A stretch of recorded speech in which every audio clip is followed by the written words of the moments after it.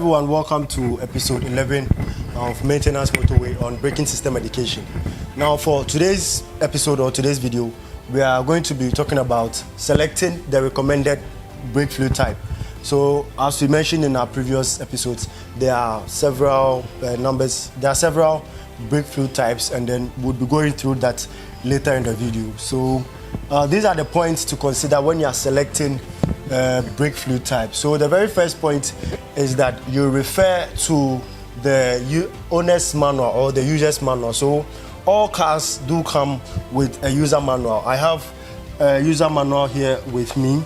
This is a 2006 Honda Pilot user manual. Now I go to my table of contents, and then it directs me to the page where I can find information on brake fluid, the type of brake fluid that should be in this car.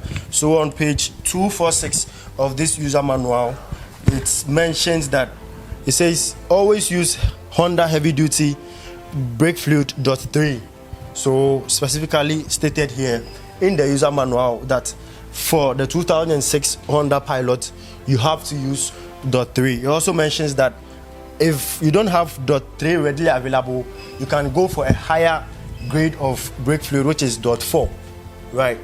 So that's about it. That's about the first point, which is referring to the owner's manual if you are unsure of the type of brake fluid you should use for your vehicle, right? So Nathan will do the second point, and then we'll continue from there.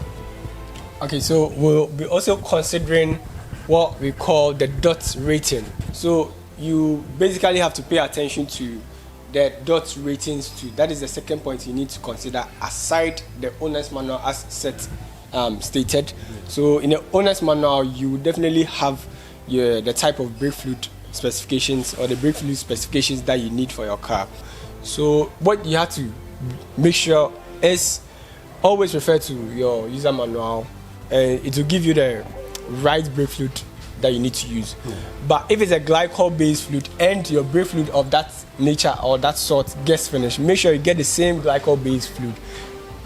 You have to avoid using a glycol based brake fluid for a silicone based brake fluid, which is not good. We will reduce your braking performance. As we consider the other points, we'll get to know why you don't need to mix them.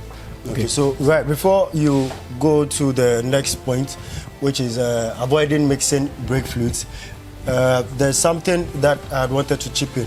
So I see here in our shop we have Corollas here, like there's a Corolla here, and Corolla is a 2009 Corolla which uses DOT3, and there's a 2015 Mercedes-Benz C250 which specifies on the brake fluid cap, it says DOT4. So like you rightly mentioned, DOT3 is for everyday driving, like Corollas and these sedans. But cars with a higher performance, like Mercedes-Benz C250, like Audi A6, they have more demand when it comes to the braking. So they would use DOT4 and then possibly DOT 5.1. So with point 1 and 2, that will be all for today's episode. You want to know the other points to consider when selecting the brake fluid type for your vehicle? Join us in our next episode. So that brings us to this very first part of this episode. In this episode, we considered points 1 and 2, which is referred to your owner's manual when you are choosing the required brake fluid for your car. And 2, you also have to consider the dot ratings of the manufacturer. These are the 2 points that we discussed in this part of the episode. So if you are interested in knowing more, please join us on the next part of this episode as we take you through the rest of the points that you need to consider in choosing the required brake fluid for your car. And as usual, don't drink and drive, don't text and drive, and always practice defensive driving. Thank you for watching. If you enjoyed our video, please hit the like button and remember to subscribe to our YouTube channel. Follow us on all our social media pages: Instagram, Facebook, LinkedIn, Twitter and TikTok at Autoshark Ghana for other educational content.